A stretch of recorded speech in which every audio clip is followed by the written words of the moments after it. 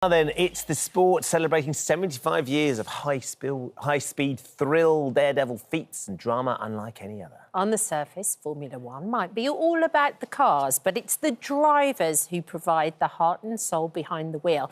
And there's one driver in particular this morning's kept a close eye on. You've had so much success so young, and I think a lot of people will be thinking, God, what is the secret to that? One of the biggest things is consistency. I genuinely didn't think that I'd be standing on the podium. It's been amazing. I met Silverstone to interview this morning's adopted son, Lando Norris. Look at you getting all jealous.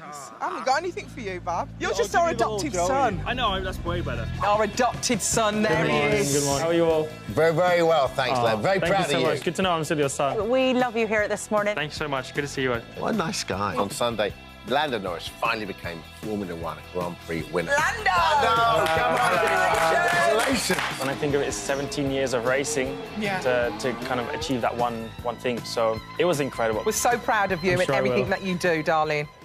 Yeah. Well, joining us now live from McLaren Technology Centre is the F1 driver in pole position to win his first championship. Affectionately known to everyone here as this morning's adopted son, Lando Norris joins us now. Good morning, Lando. How are you? Good morning. I'm very well. How are you? Very good. Now, how proud are you about last season? You must just be thrilled. I am. I mean, for us, it was the first time in 26 years to win a Constructors' Championship. It was incredible. It was everything I dreamed of. Of course, I got to share it with the whole team. Everyone's still very happy. I mean, you can see all the signs behind me and stuff, you know. So it was an unbelievable year. It wasn't an easy one. We came from a long way behind in order to achieve it. So it kind of made it even more special, the fact it was so difficult to achieve. But went on to score our first wins between Oscar and myself and have an unbelievable year and end the season in the perfect way, which was on top. So proud of everyone here in McLaren, and it's been a very fun journey so far. Now, I'd imagine when you first signed for McLaren, you all talked about what the future could look like, what you all wanted to achieve. But we've just been watching that footage of you driving your beautiful car back to HQ with everybody lined up there waiting. You know, the idea of talking about something but actually achieving it. I wonder what this moment was like for you, being able to jump out the car and hold that trophy, the Constructors' Championship, in front of everybody up, for everyone there. Yeah, it's. I mean, it's everything. This is everything to me. This is what I live for. This is what I've grown up doing my whole life. You know, so. It's definitely one of my dreams ticked off. The next one is obviously to try and do it myself and win the drivers. And I gave it a good shot. Didn't quite get there and didn't do a good enough job. Simply, that's the honest answer. So we'll try and make amends this year and step it up a gear. But to see all of the guys and girls part of McLaren to play a small part in that's something that's very special. And I don't think you can get that feeling in many other ways in life, I think. So for me, a day, a weekend, whatever it is, a year I will remember. We will remember as a team. You know, this is part of our history now. So to have my name on that little booklet too is something very special. So, but this is early days. This is part one. I know I've been part of McLaren 8 years now. So to finally get it done after 8 years is amazing, but one is never enough with us. You know, we're always hungry for more, and that's what we want to achieve this year. Yeah, you mentioned the title, the driver's title there. How are you feeling about that going into this year? Are you feeling confident about it? I am. I think I proved to myself last year, and I've always been a guy who I never want to believe in hype of things, or I'm always kind of a seeing is believing kind of guy, especially when it comes to things that I'm doing personally, you know. So proving to myself last year that I can go and win races and I can dominate a weekend and I can fight against the best in the world, you know. I needed to prove to myself that I was capable of doing that, and I did it last year. I'm definitely not saying I did it perfectly, and I did make mistakes. I think I had my fair share of mistakes and errors. But I'm happier I did it last year, and I can come into this year kind of confident. I would say I'm confident, which is a rare thing for me to be. definitely not overconfident. I'm definitely not like, I've got this and I'm going to nail everything. But I'm in the best shape I've ever been, both physically, mentally, and everything. And I think we are as well as a team. So we have to be. I think the expectation is there, but the determination is also there. So I'm relaxed, I'm excited, but quietly confident too. He's so level-headed, isn't he? You belie your years. And you drive at 220 miles an hour as well, around corners, which is insane. Can we have a quick question about Lewis as well, of course, one of your heroes, one of your rivals on the grid. Of course. And he's going to be driving for Ferrari. What's it going to be like seeing Lewis in the red car of the Ferrari? I mean, when I'm on track, it doesn't make a difference. You know, he's a competitor and he's a guy I want to beat. It's the same when you're on track with anyone. There's always guys you give extra meters to, and there's guys that you can race well, and Lewis is one of those guys. So hopefully, I'm excited to race against him more this year. It's always an honor to race against someone like him, and always something I'm excited for, and I want to prove myself. He obviously wants to prove himself, like he will continue to do and fight till he stops in Formula One. But it's a cool story for him, to go to Ferrari after everything he's achieved. I think it's a cool step. A lot of people said maybe it's not the right thing to do and so forth, but yeah, I would probably do the same if I was in his position, So it looks cool. It's an amazing story for him, and I know he's going to want to go there with a fresh mindset and show everyone that he's still got the Lewis Hamilton he showed, for many, many years prior. So we'll wait and see. Yeah, and when you were younger, he was a real hero to you. And when you were growing up, how did you start getting involved in racing? What did you do? Because I think you started horse riding first of all, didn't you? Weirdly. Yeah. I did. Yeah, I started on 4 legs, which one horse. Horsepower has gone up a lot since then, but I started on horse riding. Yeah. More because my mum made me do it, but I didn't really like it. And I had a quick evolution of horse riding, quad biking, anything that I could then go to drive, I loved. Go-karting actually came quite a bit later. I did quad biking, motorbikes. Lawnmowers? I would drive the lawnmower at home. I would mow the garden. I would mow the garden every day, every week, as often as I could. So I love those kind of things. But you weren't quite heavy enough to drive it. Didn't you have to put weights onto the back of it to make it move? Yeah. I mean, to start the lawnmower, because it was like the sit-on one, you had to be a certain weight for it to actually turn on. And I must have weighed like probably 35 kilos, probably not even that. I was tiny when I was a kid, so I weighed nothing. So I had to go and get like big weights to sit on, so it actually would start the lawnmower, otherwise I wouldn't be able to do it. So an interesting start to my career, let's say. Now it's a lot easier. Now I can just press 2 buttons and I'm gone. But then eventually found go-karting and fell in love with Formula One. So it didn't actually happen till quite late. It's probably since 7, 8 years old. It wasn't like I grew up and I saw F1 and then I was like, this is what I want to do. Yeah. I kind of found a slower route into it. But I've always loved driving and motocross and motorbikes, quad biking, anything that's kind of got an engine in. You're mad for it. I enjoy. Do you still mow the lawn now as well, though? Do you still enjoy mowing the lawn, Lando? Well, no, I don't. Someone does that for you now. I moved. I don't live with my parents anymore. So sadly, if I go home, maybe I can go and mow the lawn. But I don't live with my parents, and I have no garden. So you don't need to mow the lawn yet. You're not quite there yet. It's the 75th birthday of Formula One. They're celebrating 75 years. I mean, we can see that beautiful car behind you, and we're looking forward to very much seeing what the new car's going to deliver this season. But what a journey Formula One's had 75 years ago. Yeah, incredible to see the changes. I mean, for me to be part of them and see how much it's changed in the last, 10 years that I've kind of been in it. It's been amazing. The fan base has grown massively, especially over the last few years with Netflix and things. It's really accelerated. So Formula One's heading in the right direction. I think to host an event in the O2 is always very special. So for us to all go there to put on a live event for our fans, because we wouldn't be able to do any of this without our fans. They're the ones who make racing happen, you know, in the end of the day. So a nice opportunity for us to go and say hello, for us to reveal our car and our livery. It's an exciting time. So Formula One is doing all the correct things, and hopefully it can be another exciting season to top it off.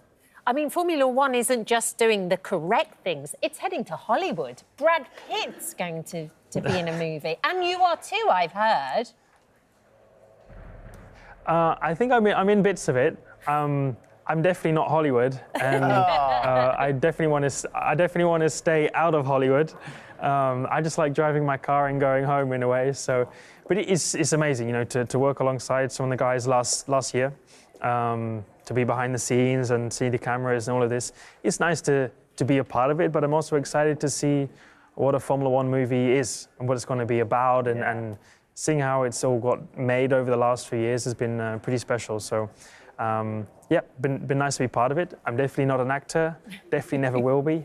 But I'll always play those little scenes in the background, and you might see me here or there. Love it. Excellent. You'll always be Hollywood to us, Lando, regardless of what you think. Our adopted son. Thank you so much for joining us today. It's a real treat to meet you, and best of luck Nice for the to new meet you. season. Really, Lovely really to meet awesome. Good luck. Good to see you. I'm sure we'll Cheers. speak soon. Thank you so Oh, much. hello.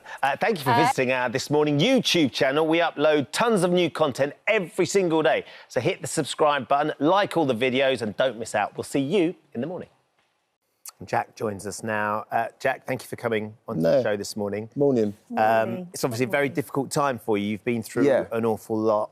I wonder, firstly, how you're doing, how you're feeling right now? Yeah, really good, really good. And I think being in such a good place now, you know, in a good relationship and, you know, being mentally strong is why I'm able to talk about it. Because I think before, you know, things would go wrong or I'd do something or something bad would happen and I couldn't handle it. So I was always off, you know, drinking, taking drugs and things like that. So it was masking. I never actually dealt with the problems that I had and the issues that I had head on. And a lot of the time, I thought I didn't have a problem. I assumed I didn't have a problem.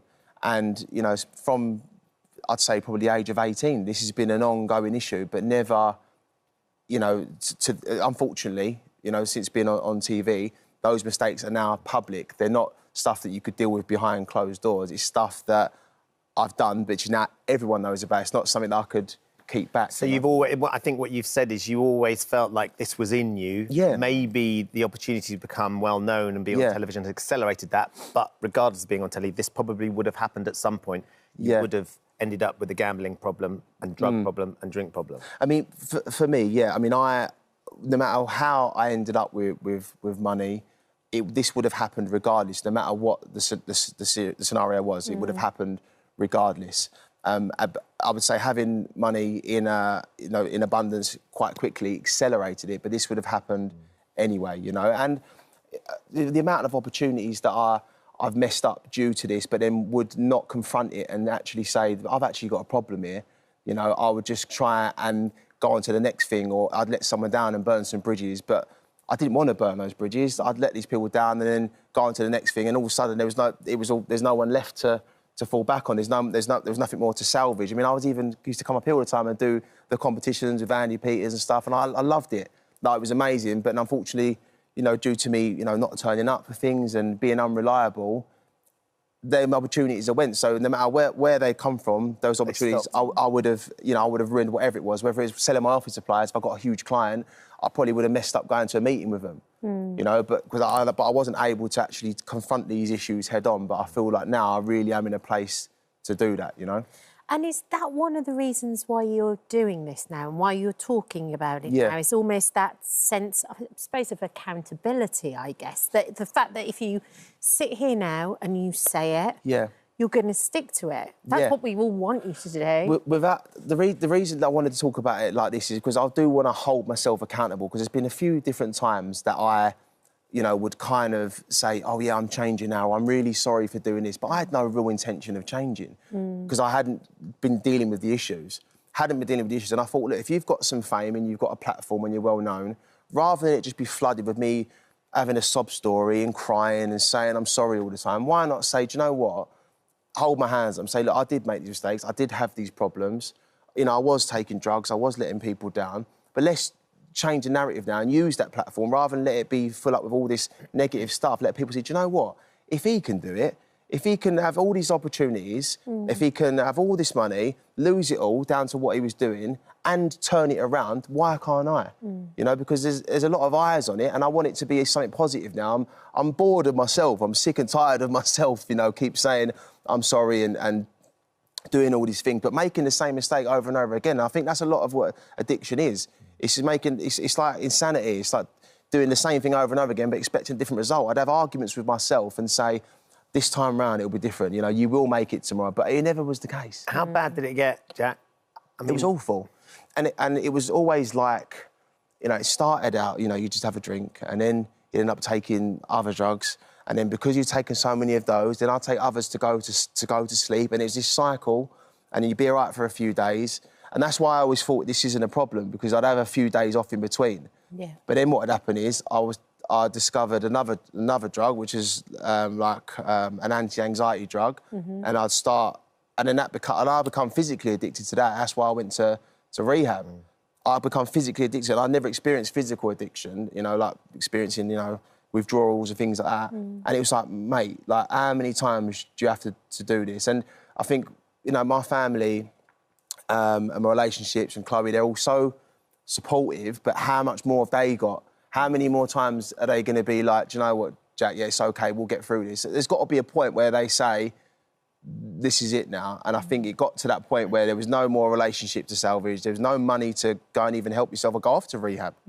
Well, that is one of the factors in this whole situation that you find yourself in as well, where you had a vast amount of money. Yeah. And you went through it so quickly because you'd kind of got this gambling addiction that was running at the same time. Well, it's not that. It was like these all went hand in hand. So I'd be, you know, I would be drinking and doing whatever I was doing, and then I wasn't in my right mind. So I'd think to myself, I'd convince myself, I know what I'm going to do. I'm going to go and win 100 grand today on blackjack. Never going to happen. Never going to happen.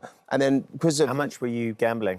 Oh, the gambling. I mean, it was, and this was only ever when I was, I suppose the word is intoxicated.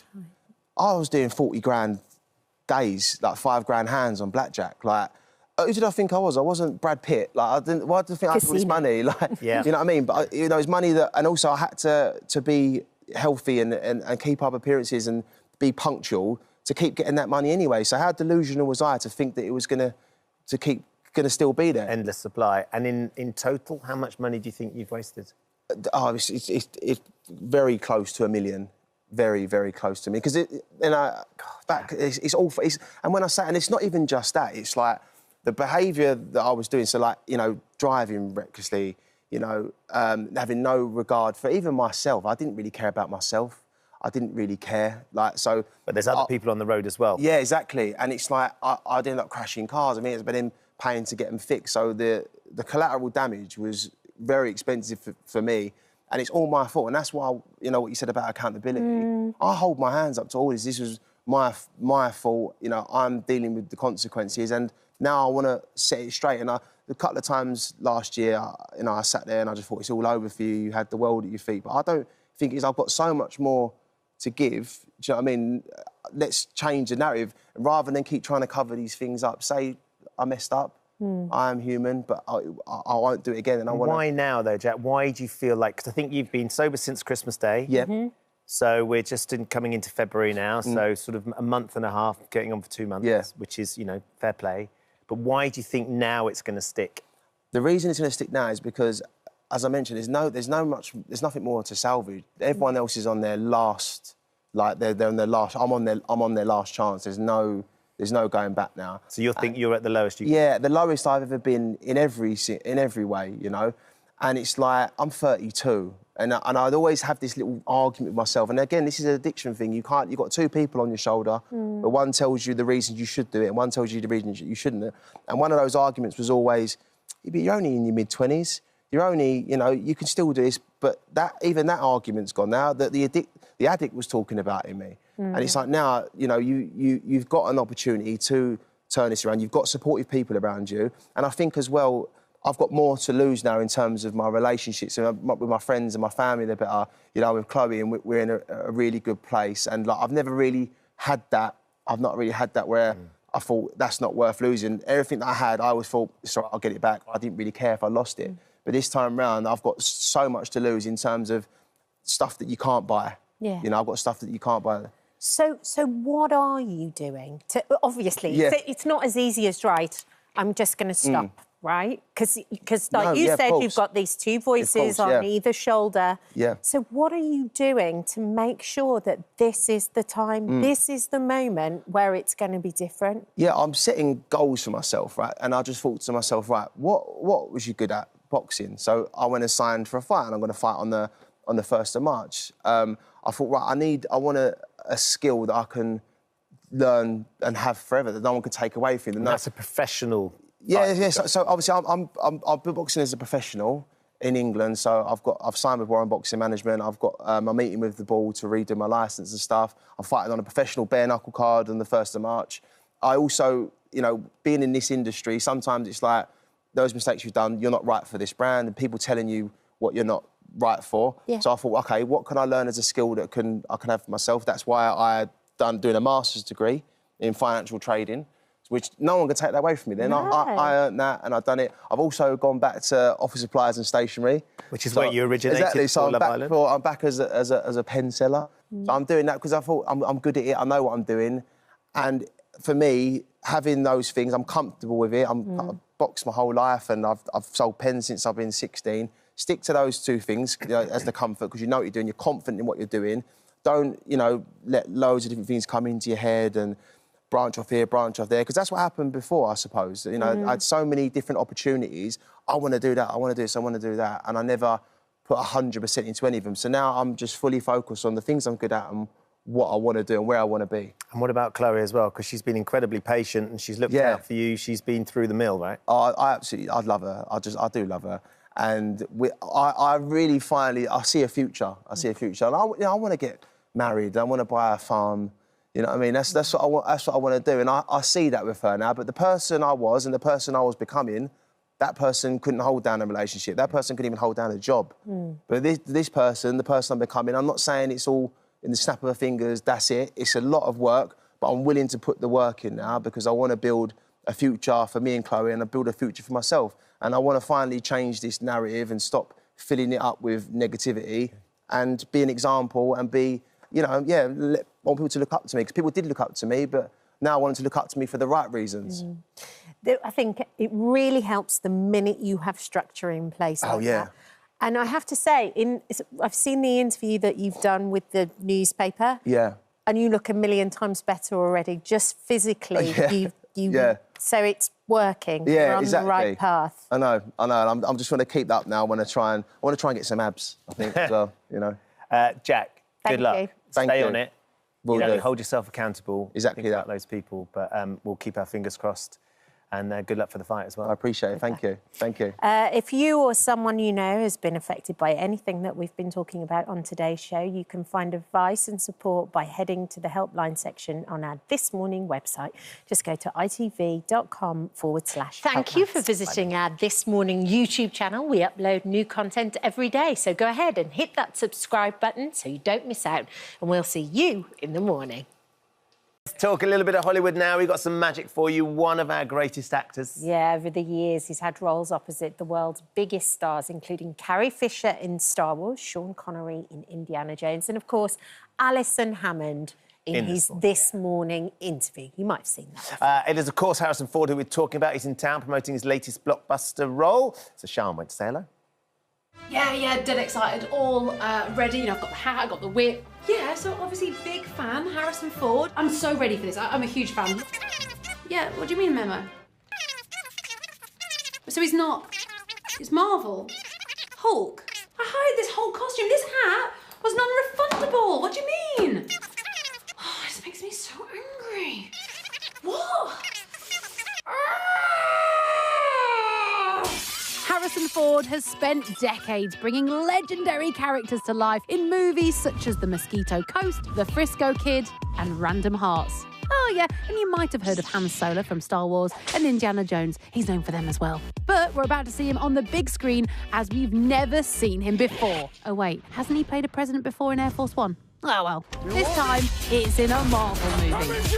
Thank you so much, Harrison, for making time today to chat to us at This Morning. And welcome to the MCU. You know, this is a big universe with a lot of fans, a lot of pressure. Was it fun making this movie, or was that all you could think about? It is, as you mentioned, my first Marvel movie, and it's a very complicated world. I hadn't imagined how complicated it was, but we had a good time making it, and the entertainment value of a Marvel film was there, and a human story that encouraged me to want to be part of it. I played the President of the United States, thank you very much, until I turned into the Red Hulk. Yeah. And I don't have any idea where it goes from there. At 81 years young, Ford is proving that action heroes never retire, playing the role of now President General Thaddeus Ross in Captain America: Brave New World, who is exposed as the Red Hulk. Since when were they red? Do you have something that gets you into Hulk mode? Because you had to be very physical with your acting there. Yeah, I have no idea what I did. I was talking, and then I was a Hulk. I have no idea what anyone else has done in the transformation process. Yeah. So I was given liberty to create my own transition process. What makes you Hulk mode? Usually my wife. I don't know.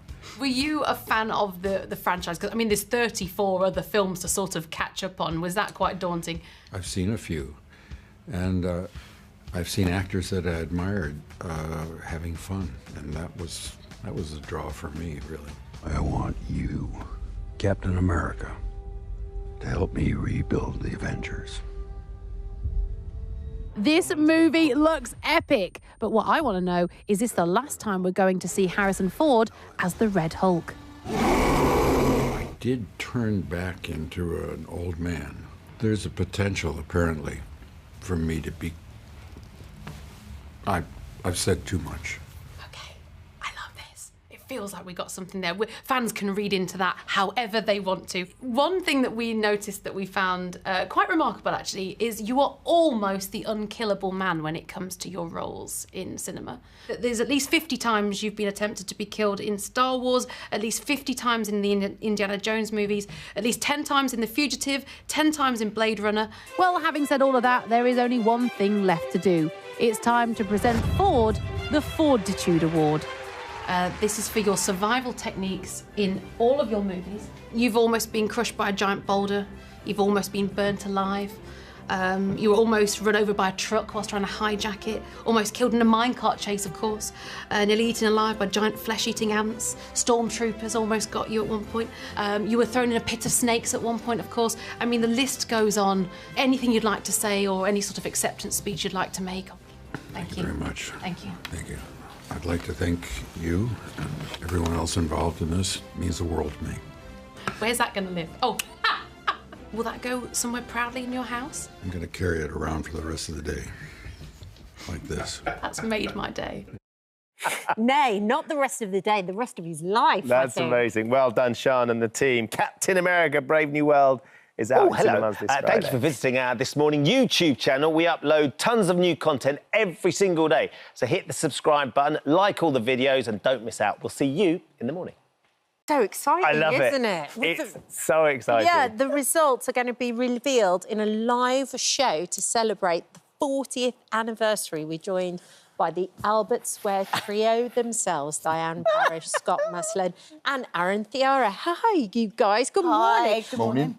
I can't tell whether this is brilliant, a stroke of brilliance, or a stroke of madness. Or nuts. Yes, Just nuts. How are you feeling about it? Fairly calm. Scott, when did you find out that this was the plan?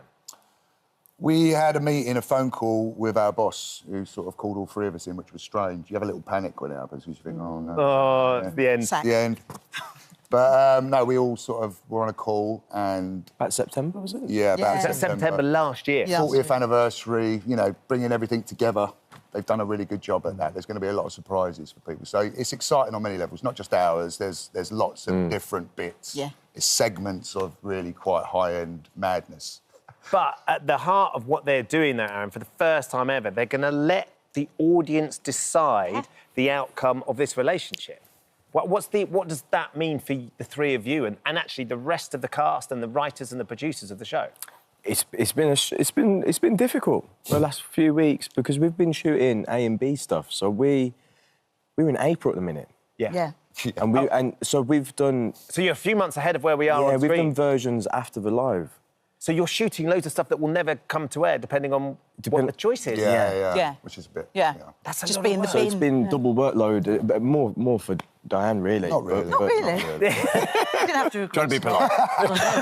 Scott's got very little sympathy. You see the youngster still there, keen to keep everyone happy. Yeah, he's Don't young. let it affect your I'm old choices. and bitter and twisted. But Diane, I saw you the other day being interviewed by Ali and Dermot, and you said, when they call us into the office, we know that there's something afoot. When they first broached this idea with you, I know you've done it before on the bill, haven't you? Yes, Scott and I both did a live on the bill. Yeah. And we've also done 2 Yeah. or 3, I don't know, 2 lives at EastEnders. Right. But you're never just used to it. It is because we spend so long filming, going again, picking up, fixing things, that suddenly to do it and have no other chance to get it right, it is scary. And also, it's not just a live for us, it's a live for our crew, it's a live for our costume, it's a live for everybody involved, the cameraman, everybody. What will that last dress rehearsal, Scott, be like before you go live on that app? Hopefully that one will go well, because if it don't, we're going to be going, ah!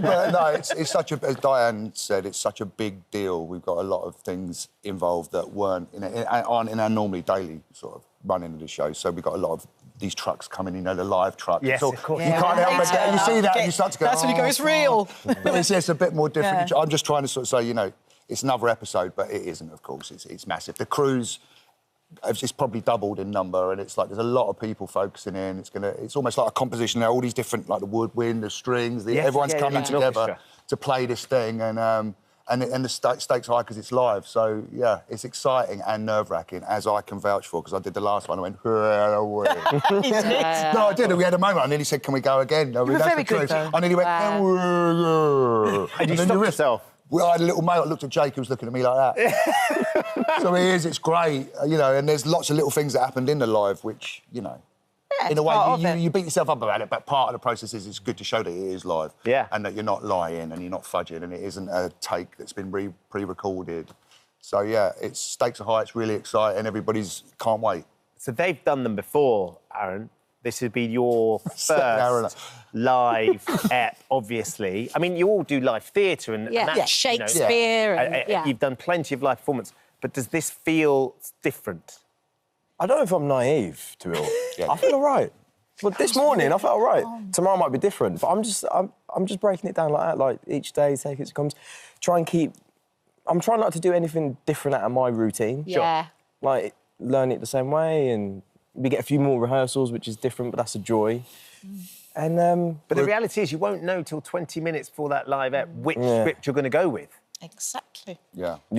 Two versions you got to learn, which is going to be hard for Diane, I think, out of all of us. Diane's got this way or that way. I've got a whole 2 in my head. So you imagine she'll start going the other way with the wrong one. Yeah, I've just got to suddenly bin one off and go, right, that's the one I'm going with. So it's actually, I've never had to do that. But the way, like Aaron's saying, treat it like an everyday process, because we get days where we're meant to shoot 2 scenes and then they say, oh, we haven't got time to shoot that one, it's dropped. So I'm going to just treat it like that scene's been dropped for the day. Yes, yes. This is the only one we're shooting. Compartmentalise. Exactly. Yeah, for sure. And Aaron, for you, like, to be involved in this, you're quite a new, in comparison to these guys, you're quite a new member of the team. But you're also... Thank you, Ben. But you've been named Best Villain. Like, the audience have really kind of taken you to their heart. Yeah, I've been very lucky.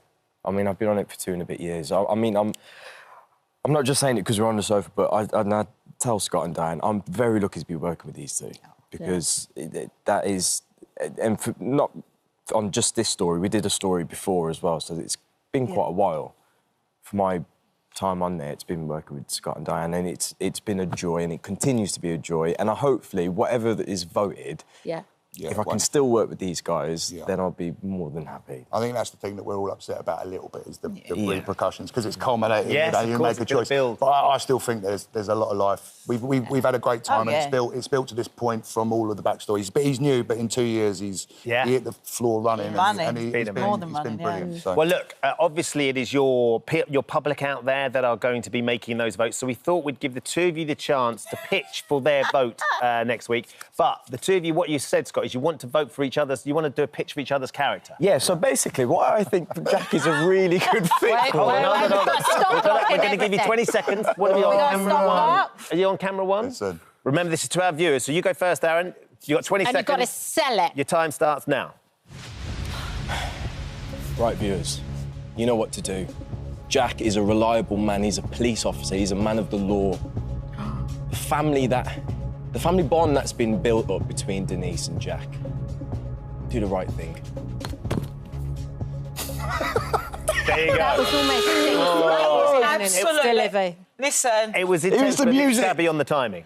Right, let's go to let's go to the old hand. So you're going to, where are you going? You're going to go to Perry, you're going to go to one there, Scott. One. OK, so you've got 20 seconds to sell the role. Who should they vote for? Go. Vote Ravi. Because Jack hasn't been fishing enough this year. And it's very important that he gets his pastime a few good months fishing, then he can come back and get her back. But please, please let me go carp fishing. Vote Ravi. There you go. Playing to the pastime. We love it. Thank you all for coming in. Thank we will be you. grills and we'll be watching. Thank it's just you. brilliant. So Thanks if you much. want to help decide, Denise's fate, voting officially opens after next Wednesday's episode of EastEnders at 8:30. The result will be revealed in the following day's live episode. Don't make it about the fishing. Don't make it that. It's about the character. Thank you for visiting our This Morning YouTube channel. We upload new content every day, so go ahead and hit that subscribe button so you don't miss out. And we'll see you in the morning. Though we watch them navigate love, loss and legal battles in the hit series The Split, but as they reunite on stage, Nicola Walker and Stephen Mangan are taking on a very different marital dilemma. In their new West End show, Unicorn, they play a happy couple who decide to bring some excitement into their lives by adding a third person to their relationship. Yeah, they're joining us now alongside their third person, the co-star, the brilliant Erin Dirty. Good morning to all of you. Morning. Lovely Good to see you. morning. Nicola, it's such a provocative idea, this. It's something that I've interviewed people in thruples in the past, and it's something that's talked about around dinner tables up and down the country. You guys are playing those characters on stage. What's it been like for the three of you? Well, you've probably had more experience of talking to real people than we have. We are a completely made-up group, and it's been fascinating, hasn't it? And what's been most fascinating is the audience reaction. Right. Because we're up and running. Yeah. Yeah. So quite a lot of shock, quite a lot of chatting between scenes as the lights go down. So you can hear them sort of commenting on what's been going on set. Yeah, absolutely. Because the play addresses all those things, the questions like how does it work emotionally, mechanics of it, everything. All those questions you have about, like, three people in a relationship. Most people say, dealing with one other person is pretty a full-time job, but yeah. I'd love to be a fly on the wall in the bar during the interval and the discussions that it opens up. Yeah. There's quite a long scene break after, I think, the third scene, and you can hear the audience turning to each other and discussing, because already by the third scene, we're up and running, and you know what's happening, that these three people are going to get together in some form of a relationship. So you guys are the couple. Yeah. Erin, you are the unicorn. Yes. Is this quite complex to play every single night? I mean, I think the joy and beauty of the script that is so wonderfully written by Mike Bartlett is the fact that all three of us don't anticipate this situation arising in their life. Like, I'm not rocking around calling myself a unicorn. Like, it's the context of these people meeting at this moment in time that causes the whole thing to snowball, and that's what's fun to play every night. It is provocative, though, as a subject. What do your friends make of it? Because I imagine it's one of those things where you kind of go, oh, we're doing this really interesting part where I'm going to play the unicorn in a relationship, and that starts that conversation with your mates as well. Could you do that? Are you doing it? Have you done it? I don't know. I mean, I've never done it, but I feel like we're at a moment in time when people are more open-minded, Yes. and actually that's kind of the whole point of the show, is that it just opens the conversation. But that's interesting that you say that, because obviously the other thing the play deals with is the generational differences going on in society at the moment. Yeah. So, of course, Kate and Erin are going to come into the rehearsal saying, you know, this is not... Yes, it's unusual, but not, you know, not unthinkable. Whereas our come in. Like, you're kidding me. What? Yeah, What? my family were what? I'm coming to see you do what? And that is the difference. Yeah. What did your family say, Stephen? Well, I mean, the whole thing is fraught with difficulty all round, but what I love about the play is how funny it is as well. Right. You know, and it gets to all the toe-curling embarrassment of the just getting. I mean, it's embarrassing. It can be awkward when you meet someone just one-on-one. Yes. But when there's three people and trying to navigate all the different complex relationships, yeah, I mean, it's... Like Nicola said, you can hear the buzz of people. As soon as the lights start to dim, people want to discuss what they've just seen. And these people talk at a level of honesty that is quite brutal. Yeah. Husband and wife that are really shooting from the hip and being very, very truthful. Yeah, not sugarcoating anything. No. But they do love each other within this relationship. It's not like... And you guys obviously love each other. You've worked together so many years as well. So does that make it all more comfortable as well? It's helpful, isn't it? Yeah, they didn't want to do a show about a couple whose relationship was over and the only way it was going to survive. You know, they love each other, they're happy together, but things are starting to go a bit stale, you know, in the bedroom and just in general. And, you know, Nicola's character especially can see where this might end up in 5, 10, 15 years. Yeah. Wow. Do you think your characters in The Split could have done with trying something like this? That might have... There's absolutely no way They would never have gone near this. And Nathan would have gone near In a million years. Well, hold on. Nathan's earring, it felt like that was a departure. Nathan's earring wasn't a cry for help. Well, it was a cry for help. But that's as far as Nathan would ever go. Yeah, I mean, this still, your ear... I mean, there was something about it. Don't put it away. It's too early in the day. There was something magical about seeing you carrying that earring off in the way that you did. And the way I did. And the way that Hannah's sisters, sort of, you know, the two of them are so fabulous. It's like, when can they start on the You earring? can't get away with anything in that family. No. It was very special seeing you all come back together, though. Really, really magical. Is there any opportunity that there might be more, do you think, Nicola? We'd do it. Would but you? Yeah, the cast would do it. We'll do anything Abby asks us to do, frankly. It's just having them all back together. It's such a magical mix and chemistry, I think. It's just been such an amazing thing to enjoy. Loved it. We spent a month in Barcelona filming it. Yeah, I mean, you're literally like the most spoilt man in television. Wait, you had a month in Barcelona, then you went off to the Caribbean. Yeah, working. I know. All work. Oh, yeah, fingers to the bone. Listen, can I be honest with you? It was cushy. At least you've admitted it. Yeah. And Erin, you got to... So I love The Crown, and you got to play, for me, the rock star of the royal family. Like, she's proudly difficult. She rocks some great fashion. She sings David Bowie. She gets her hands dirty. And your Princess Anne was the Princess Anne that we don't really remember because she was so beautiful and young and striking. I mean, look at you there. It's just extraordinary. But she's so different from you in real life. Yeah, that was part of the joy for me. Like, I never thought I'd be given that opportunity to embody someone from that life. So it was really just fascinating to step into those shoes. But as you say, I knew nothing about her when I went in for the meeting, but the more research I did, I was like, this woman's an absolute boss. So to be able to live her life for 2 years was a dream. And, of course, you're playing a person, a character that we all know as well, so you've got to get it right. So the voice, I understand, was something that you had to work hard on. Yeah, I just found a specific YouTube clip of her and I recorded it on my phone and I'd walk around. I was living in Blackheath at the time and I'd walk around the heath just, like, saying it out loud. Like, dog walkers probably looked at me and thought I was a weirdo, but, you know. What was it? Can you do it for us? What the quote? Do you have like a phrase that you use to get yourself into it? I mean, Olivia's mentioned this before. There's a word, basically, when you say ears, that's how they say yes. So if you just say ears and don't move your mouth, that's them saying yes. Go on. So it's ears. there immediately. And that's it. That's literally it. So we'd all be doing that off screen when they were like, OK, get ready. We'd be like, ears. Because my friend Claudia played the last iteration of Princess Anne. Yeah. And I found it fascinating seeing my best mate from university suddenly being transformed into what, you know, there's Claudia and there's you, and that's Princess Anne at the end of The Crown, and you in that first iteration. Amazing experience. Yeah. And a stunning series as well. It was. I'm You proud did to be a an part of amazing it. job. Thank you so much for popping in. It's been lovely to have a chat. We had Sanjeev in yesterday, just quickly before we let you go, and he recorded a message for you. okay. Let's have a little listen what he said. Where is it? Hi, Nicola. Good morning. I know we texted sort of about 24 hours ago, but I forgot to ask you, in your new play, Unicorn, will you be employing our famous I left the gas on look?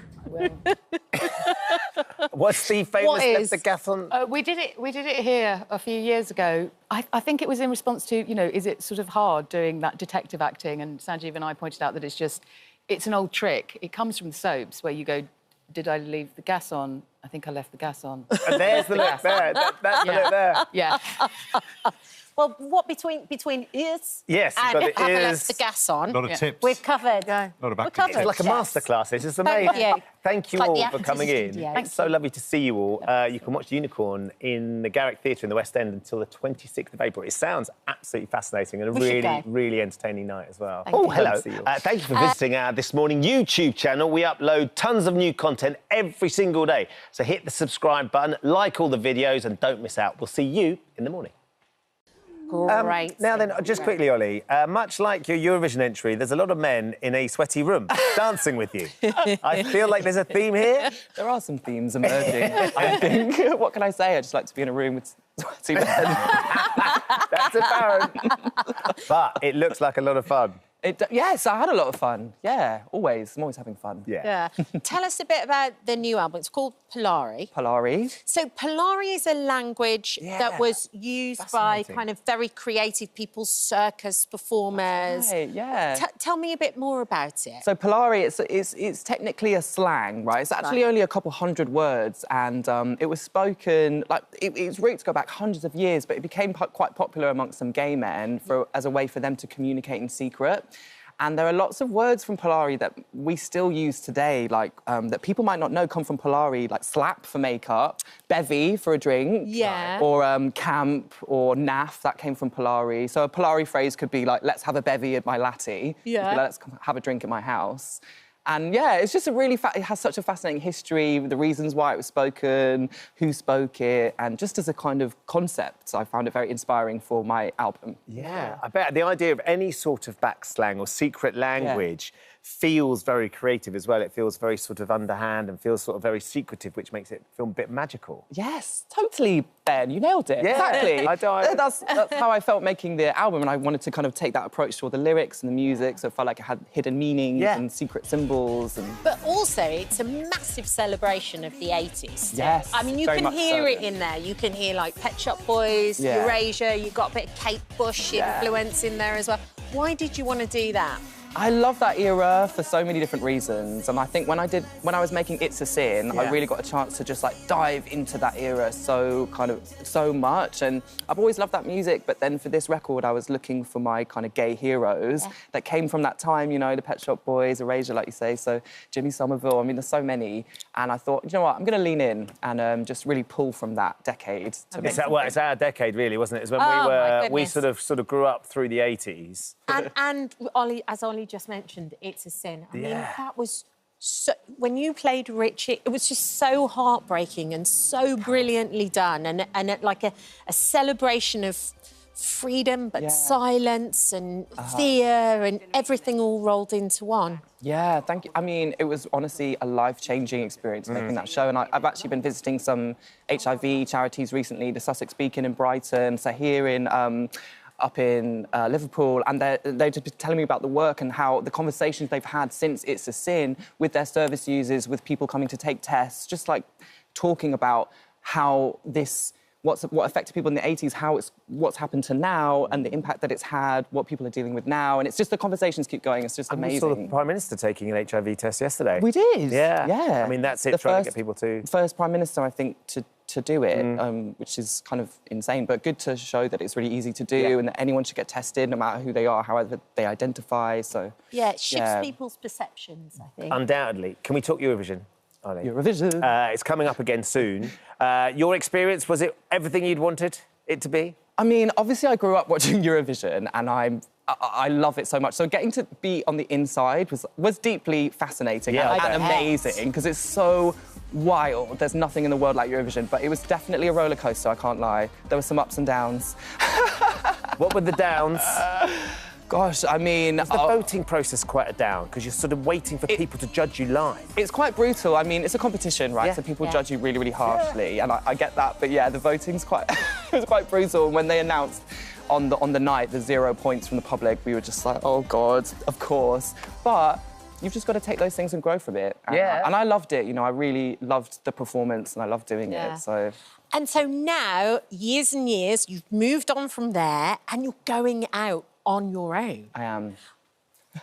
I mean, there's on one hand, it's such an adventure and it's so exciting, and then on the other hand, you must be like a bit nervous. Yeah, I guess there's nothing to hide behind now. No. There's no kind of years and years, no band, so. You never hid then, though, Ollie, did you? No, You were I guess up front. No, you ran the show. You were. But it's cool, but it feels very, special to have it under my own name and to feel like, oh, this is kind of an album I've been trying to make for a long time, I think. Yeah. So, It's exciting. nice. It's really exciting for you. So exciting, Oh, yes, thanks for having me. absolutely, and can't wait. You're on tour as well. I'm going on tour, that's right, thanks. You're going on tour in March. End of March, quite April. intimate gigs, right? Yes, it's the Up Close and Polari tour, so thank you. So yeah, intimate, doing some theatres around the UK and Europe. Come and see me. Please come. We'd love to. We'd love to. A room of sweaty men, come on. Yes, I'll wear my shirt and tie, keep everybody in order. Thank you, Loved it, Ollie. Ollie. Thank you for joining us. Thank you so much. Ollie's album Polari is out now. Yeah, and what we were just saying, the tickets for his Up Close and Polari tour are on sale now, so you go and enjoy that amazing gig. Thank you. Thank you so much. Thank you for visiting our This Morning YouTube channel. We upload new content every day, so go ahead and hit that subscribe button so you don't miss out, and we'll see you in the morning. Di, Sunny and Jess, Sanjeev Bhaskar and Sinead Keenan join us now. Good morning, lovely to see you both. Lovely to see you both. It's just dropped and landed exactly where we wanted to, Sanjeev. It never fails to sort of grab you and hook you in immediately. You guys finished filming sort of last year sometime? That's right. Is it almost a relief when it finally gets out there and people can start seeing it? Yes, I think it is, yeah. I mean, that's the reason you make it. Otherwise, it'd be a bit weird if you just shot this thing. I mean, there are films that are shot and then never released. They never get seen the light of day. Yeah, so it's lovely when it's out there because the public's reaction from the beginning has been really warm and generous and continues to be. And that's We can't get enough of it, Sinead. So explain a little bit about, if anybody's missed the first episode, which was last night, there's more coming, of course. You get it all on ITVX. Where we are, where your characters find themselves this time. Well, at the start of this series, in terms of Sunny and Jess, they're getting on a lot better. Good. Thankfully. Are we? I think we are. Just it feels like a toxic relationship. And then, you know, as with every series, we start with a body or a body part. Yes. Which was the case in this one. And then, as ever, we're introduced to 4 different kind of disparate people, and you kind of wonder how, in the name of God, are they connected? Yes. And slowly but surely, as it moves on, we find out how they may have been connected to the victim, and hopefully we, you know, solve the crime. Well, because I think that is one of the things about the show. The writing is so good. It's not about the stunts and the explosions and everything else. It's about these 4 stories. There's like 4 stories going on in this one, isn't there? Yeah, I mean, it's Chris Lang who's written all of them. It's his brilliance, but I always believed that there were 4 mini-dramas sitting within a whodunit every single time. And so I think each of those stories of those people of interest is so rich that they could be a series on their own. Yeah. And even with the 4 that we were introduced to last night, the little glimpse we could see, we could easily see 6 episodes of their lives. And so I think that richness is what Chris brings to it, and the empathy that he brings as well. So it's usually somebody who's you know, a normal member of society who's done one terrible thing, as opposed to a serial killer on the loose type of thing. And that's kind of, I guess that's more relatable. As Sinead was saying, so the relationship between the two is sort of better than it was in the last series. It was quite tense. How's Sonny getting on? Because obviously it's been a while since he lost his former partner that he was best mates with. Where is he in his life? Is he dating? Well, no, he's not dating, but I think he's kind of, he's on the market. As I say, is that the right term? I don't. Is that with his half a bottle of wine. Well, yeah, he couldn't order half a bottle of wine. That's the tragedy of kind of going in and table for one. But no, I think he's a little more hopeful. I mean, he was carrying a lot of grief and stress in the previous series, so I think he's emerged from that. And some of that is that the relationship with Jess, the working relationship at least, is kind of pretty good. Although they're not being entirely honest with each other about their personal lives yet. Not initially, no. Not initially. The fish. So, yeah, I think he is in a better place, a more hopeful place, yeah. Yeah, you were talking then about the personal lives. Your sister, in real life, actually plays your sister... In the show? Yes. Yes. What was that like? Because she has an affair with your husband. Yes. In the show? In the show, not in real life. I can confirm this has never happened. Should we get Linda back? Yes. Yeah, we didn't do sister-sister relationships, did we? With mother-daughter. Oh, whole different ballgame. Yeah, no, my sister Grania plays my Jess's sister. Yeah. And it was lovely. It was lovely just to have her on set to hang out with, because she's moved back to Dublin, so I don't get to see her as often as I would like. So that was lovely. And I think I can say she makes a return. Yes. Ooh, okay. Interesting. Are you any good, Sanjeev? This is the 6th series of Unforgotten. Are you any good at working out who's done it or what's been going on, or are you as hopeless as well, I say the rest. I certainly am. I sit there for every episode going, I didn't see that coming. Oh, no, I think I'm slightly worse. Oh, excellent. That's good news. Because the thing is, I've got the script in front of me, so I can reread the pages, and I still don't get it. So I don't think, again, it's testimony to Chris's writing that even I, after 6 series, turning the pages and trying to guess who it is, still get it wrong. And if I get it right, it's for completely the wrong reasons. Oh, OK. I love the idea that it's a detective and you can never guess who it is. But also, you came from this comedy background, not necessarily drama as well. Yeah. Were you surprised when they approached you for the role? I'm still slightly shocked I'm in it. It's just to be quite like, honest, what? Kat. It's kind of... Yeah, it took me 2 series before I asked Chris Lang why he'd cast me, because I thought if I asked him before that, he might just say, oh, my goodness, we made a terrible mistake. You're right. You're absolutely what were we right. thinking? So, yeah, I was surprised. And I think one of the things that Chris said to me about the casting generally, which I think is amazing, it's the people who've come in this time are as incredible as all the ones before, as with Sinead coming in, was that Chris's idea was that if you had comedy timing, which you can't teach, it's impossible to teach it, and you can apply that timing to drama, you've got everything covered. You can do the light stuff and you can do the more serious stuff. And I think when you look at the casts, past and present, they all had the ability to do comedy. Talking of past casts, am I right, Sinead, in saying that you initially turned down the offer of the role because you thought, I can't possibly follow the footsteps of Nicola Walker? I'd love to think it was a straight offer, but it wasn't a straight offer. Oh, OK. If we're going to be honest. No, I got a call to say that the people at Unforgotten were going to give the script to 3 actors, and I was one of them, and could they send me the script? And I thought that was so lovely and kind. Thank you so much, but absolutely not. Because of, Nicola is so brilliant. I thought, God, whoever does that is going to be, peeing against the proverbial. Yeah. From the get-go. But then my agent did her agent thing and convinced me to read it, and then, of course... Thank goodness she did. Absolutely. Do you know who the other 2 were? I couldn't possibly comment. No, I like it. I think it was Miriam Margolyes and Emma Thompson. That would be one I would go on to see, too, for sure. What about the new show you're doing for Netflix as well? Because you finish this and then you go straight into that, too. Yeah, I finished Unforgotten on a Wednesday, and on the Monday I was in Belfast doing a new series called How to Get to Heaven from Belfast. Which sounds like a fascinating challenge. Great fun. It's Lisa McGee who wrote Dairy Girls. Oh, amazing. It's her new project. A lot of humour. Say no more. Does it surprise you, Sanjeev, that with all your vast acting experience, the thing that people are most intrigued by is Sonny's backpack? It seems like it's become an iconic part of who he is. Well, the thing is that, when I chose it as it was just something to carry your stuff in, and I thought it's practical, and he had kids, and so it became this thing. But then from the second series onwards, I just got the costume department to fill it with anything they wanted. Yeah. And I promised that I wouldn't look at the contents until the end of the day. So when I'm carrying around the backpacks in those scenes, I have no idea what's in them. And you get a lovely surprise. And at the end, yeah, and I then take Or a picture. body part. Yeah. They could just be please. a body part. So it's been a while since you've had your backpack, because you finished filming last year. So we've got you a very special present, because we thought you might want to be reunited. We've got your own backpack, which we've actually filled, the team here have filled with some exciting things. Have we double-checked what's in here, by the way? Firstly, there is this morning tea towel that you can take home. That's lovely.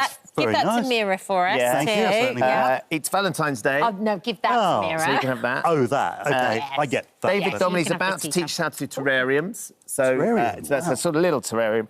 And then seeing as it is Valentine's Day, we thought the perfect Valentine's present would be you with... Who's got that? There we go, on camera 2 there. You with your... Well, obviously, that was his grandmother, but that's your wife. Yes, I mean, that's what she looked like this morning, so it's kind of...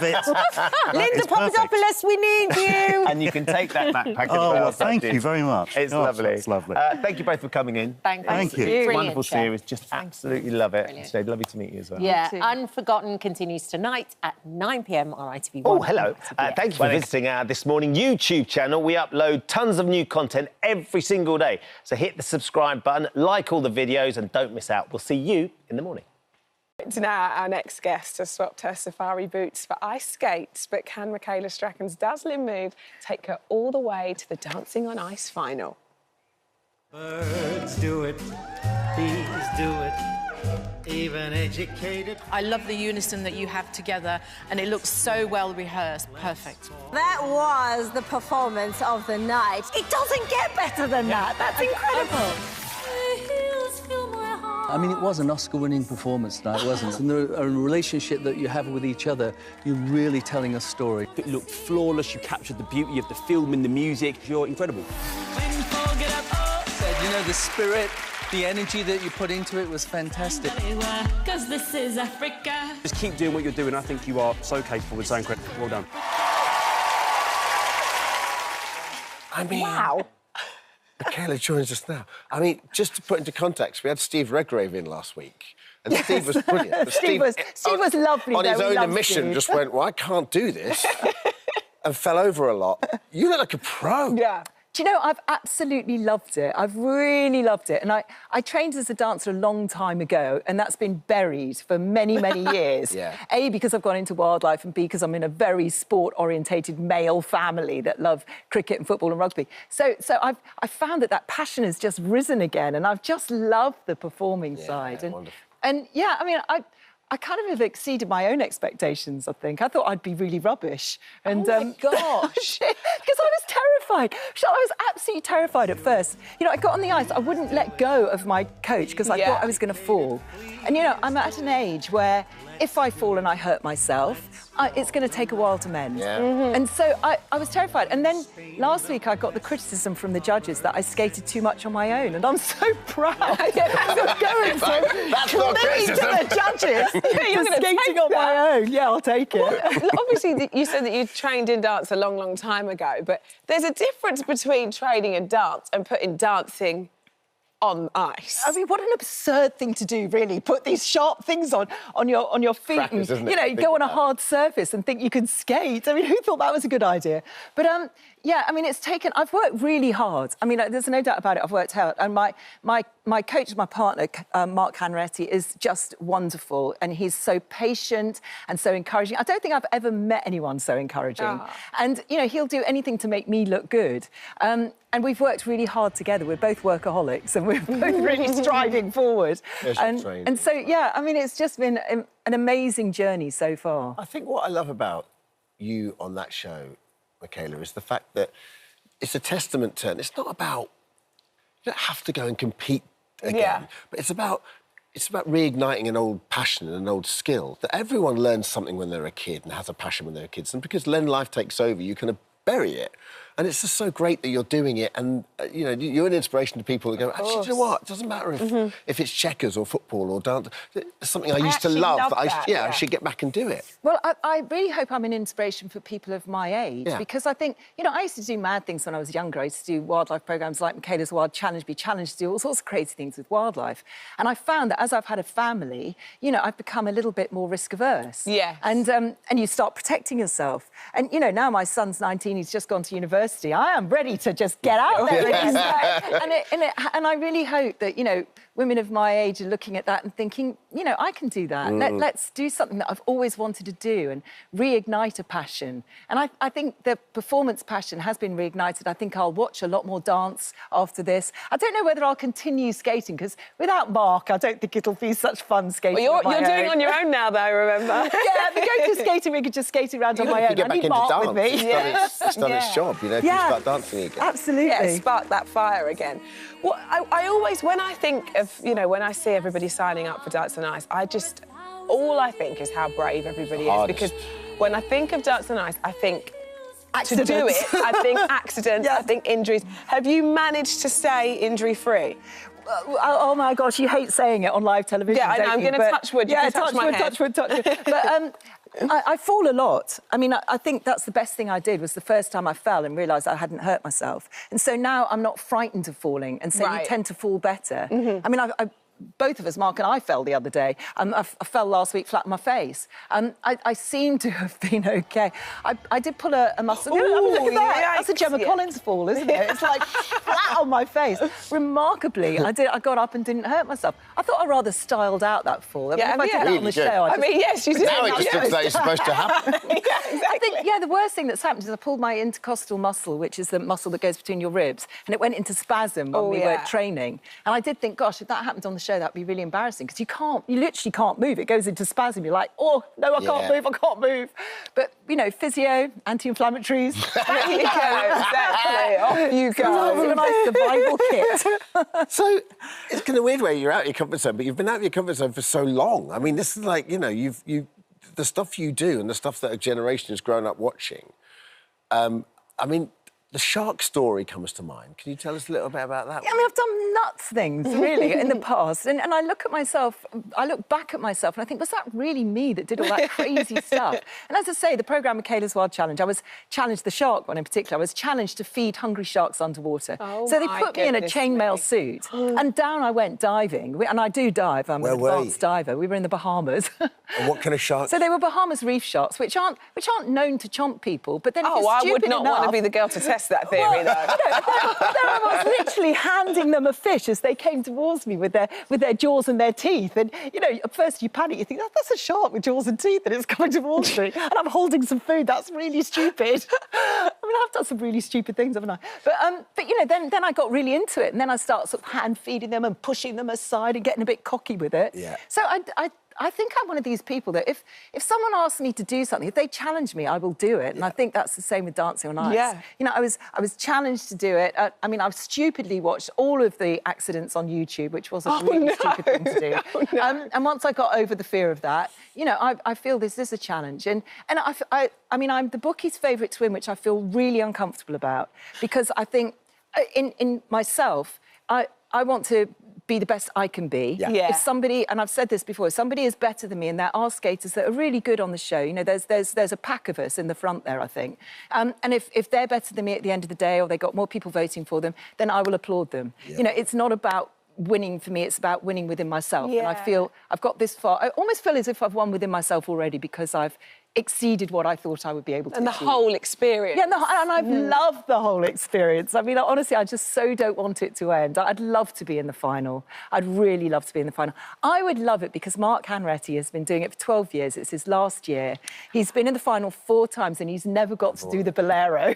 So that is my challenge, is to make him do the bolero for him. I want it to happen. Oh, well, I'm crossing everything for you. I mean, I think he's got a very good chance this year. I think he's got a very good chance. Let's hope so. but let's see what happens. As I say, it's the voting, isn't it? You can train and you can be as good as you can be skating, but it just depends on who votes for you and who's the most popular. And you've already won a new skill unlocked. Absolutely. Absolutely. Yeah. Thanks, Michaela. Good luck with it. Thank you. Thank you. Dance on Ice continues this Sunday at 6:25 on ITV1 and Thank you for ITVX. visiting our This Morning YouTube channel. We upload new content every day, so go ahead and hit that subscribe button so you don't miss out, and we'll see you in the morning. You don't need to adjust your TV or search for something making a noise. The sound we've just played is exactly what Made in Chelsea's Jamie Lang heard for the first time almost a decade ago, and he's been hearing the same sound almost every day since. Yeah, Jamie woke up one day hearing that whooshing, high-pitched noise and was eventually diagnosed with tinnitus and was told that there isn't a cure. Jamie is here to tell us about his experience alongside Dr. Raj. Good morning to you both. It's only when you hear that, Jamie, that you realise just how debilitating it must be. Yeah, it is pretty debilitating. And look, yeah, my story is that 9 years ago, I woke up one morning and I could hear this ringing. So I searched the whole house to find this noise and then realised it was in my head, which is quite a scary thing. And frightening. Really frightening. The upsetting thing is it affects 1 in 7 people. So 1 in 7 people are affected. So I'm a big advocate for talking about it, you know, allowing people to realise that if you do have it, it is a little bit scary, but there are ways to sort of help it. And yeah, and also the hard thing about it is no one can see it. Yes. Or feel it. So it's a very solo problem. So you're very stuck in your own body with it. So do you hear kind of that noise that we just heard? And does the noise that you hear get worse? What's it like? Try and describe it for us. So it's like a high ringing whooshing noise, and lots of tinnitus is different, right? People hear different things, right? But there are certain things, right? It's a problem because the more anxious you get, the more stressed you get, the more tired you are. All this, the louder it gets. And when tinnitus first starts, all you're thinking is about is the tinnitus. Oh, it's there, it's there. So it's louder and louder and louder. So what I try and do is I try and treat it now like a friend, which we were talking about earlier, which is where people have tinnitus are so scared of you, so scared it's there the whole time. But actually, now I sort of treat it as that really annoying friend. So if it's really loud, I go, OK, what are you trying to tell me? I'm either anxious, I'm either stressed, I'm either overworked or overtired. And if you do that with it, it kind of helps it a little bit. So you can put into context what you're going through, and then that can reduce how loud it is? It reduces it because basically tinnitus is about accepting it. You just sort of have to accept it's there. It's like I treat it like, OK, you can hear that fan in the room. People on TV probably go, but you can hear the fan in the room. If you think about the noise, you can hear it. But if you're not thinking about it, you block it out. So you treat it like that. What was it like getting the diagnosis? Because having had that experience of thinking there was a noise somewhere in the house, in the flat, in the room or whatever, and then going, gosh, this is in my head. Yeah. And then not really knowing what you were going through, probably doing a bit of Googling, but actually to be given the diagnosis and also being told it's not curable.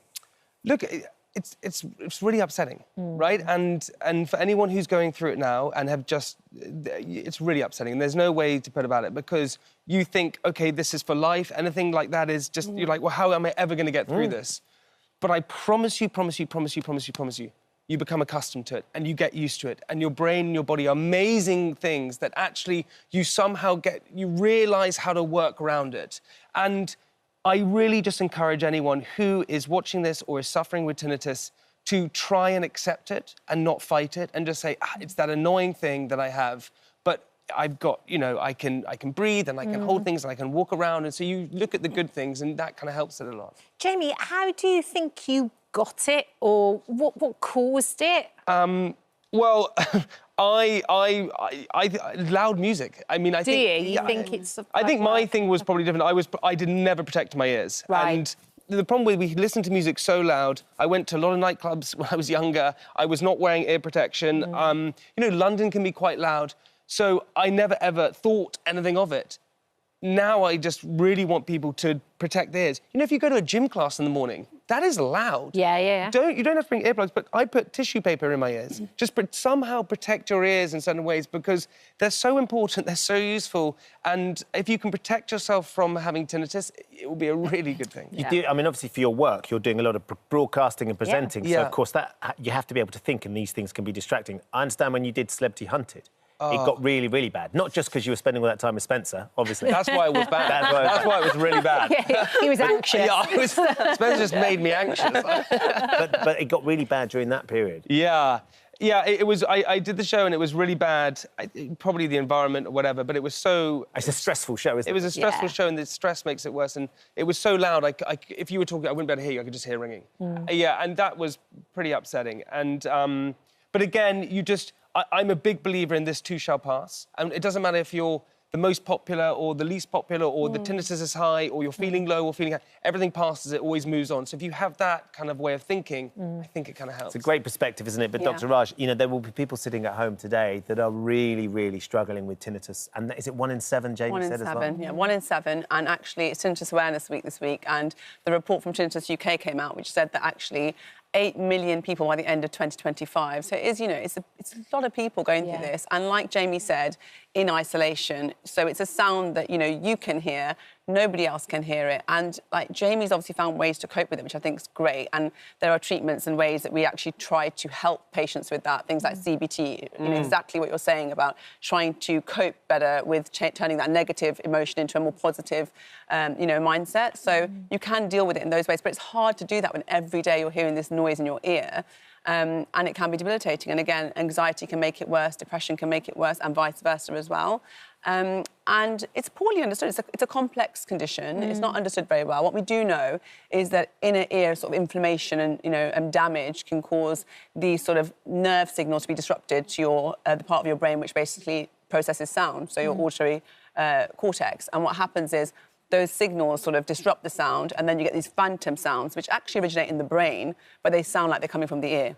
And those can be ringing sounds, whooshing sounds. For some people, it can sound like chatter as well, or like music. Really so very, very distracting.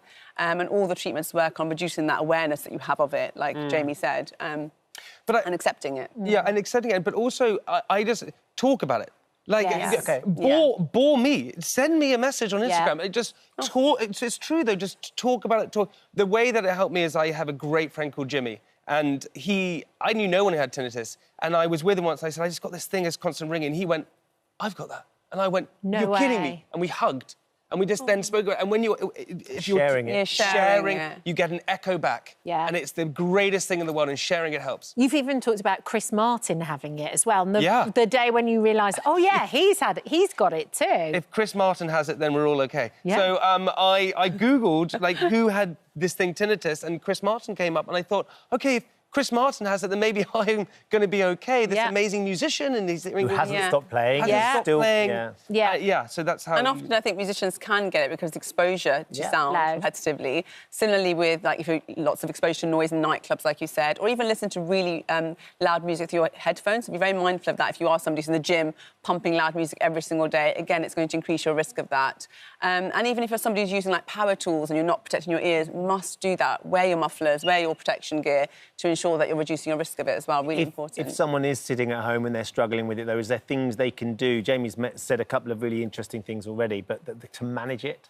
So, yeah, if you've got persistent tinnitus, there's no cure, but lots of treatments focus on sort of awareness and distraction from the sound itself. So things like sound therapy, so white noise. I think you mentioned, didn't you, Jamie, that you use white noise or whale noises at night. Whale noise at night, yeah. My wife loves that, but honestly, whales at night is lovely. Well, on Valentine's Day. Oh, Valentine's, the whales are playing, let's go.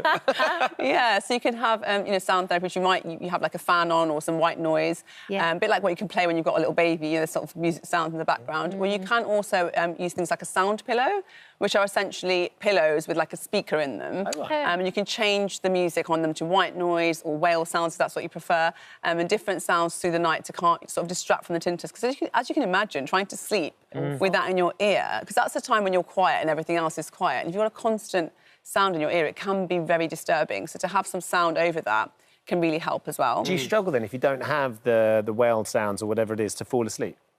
Yeah, I mean, if I'm totally honest, I can't sleep in silence, which is really annoying because it's just there. So I sleep with a fan on in the room, or my best friend is Stephen Fry, and so I sleep with him in my ear. The dulcet tones. Yeah, I know, he doesn't sit in my bed. I was going to say, does he know he's in your ear? He doesn't know he's in my ear, but he's honestly, his voice was just so soothing. So find something that really soothes you. Yeah. I have a fan on, or whale noises, or Stephen Fry. Yeah, absolutely. Well, it hasn't stopped the success of the business either. That's very kind. Yeah, I mean, yeah, that fabulous 10 post years. of Candy Kittens. Yeah, Candy Kittens. Can we just look at this picture? Because it's just this. It's You went to a amazing. big convention. It's a sweets convention. Yeah. So this is the original stand you had. That's the original stand we had in 2014, yeah. And Look at you now! Yeah, it's amazing. I mean, you've got a street. Yeah, we built a whole house. It's really amazing, and it's an amazing... We have an incredible team, and my business partner, Ed's amazing, and we built it for the last 13 years. And it's just a really proud moment, because I think a lot of people sort of think probably that we started with all this money. We started with £3,000 and built it up, and seeing that stall there to that was really a proud moment, yeah.